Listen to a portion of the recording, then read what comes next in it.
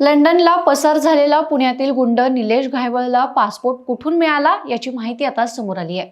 पुण्यात अनेक गंभीर गुन्हे नोंद असल्याने निलेश घायवळने अहिल्यानगरमधील बनावट पत्ता देऊन पासपोर्ट मिळवल्याची माहिती आहे। पुण्यातील कोथरूडमध्ये 17 सप्टेंबर रोजी 2 निरपराध नागरिकांवर गोळीबार करण्यात आला होता। त्यानंतर घायवळ आणि त्याच्या इतर 6 साथीदारांवर मकोका अंतर्गत कारवाई करण्यात आली आहे। मात्र या दरम्यान निलेश घायवळ लंडनला पसार झाल्याचं उघड झालंय। लंडनला पसार झालेल्या गुंड निलेश घायवळने पासपोर्ट मिळवण्यासाठी अहिल्यानगरमधील पत्ता दिल्याचं समोर आलंय। पुण्यात त्याच्यावर अनेक गंभीर गुन्हे नोंद असल्याने पासपोर्ट मिळवण्यास अडचण येऊ शकतात हे ओळखून घायवळने पासपोर्ट मिळवण्यासाठी नगरमधील बनावट पत्त्याचा उपयोग केलाय।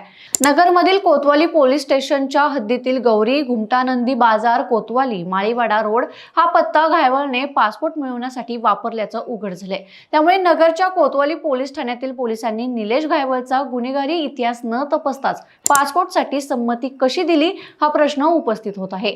यामुळे नगर पोलीस आता वादात सापडू शकतात।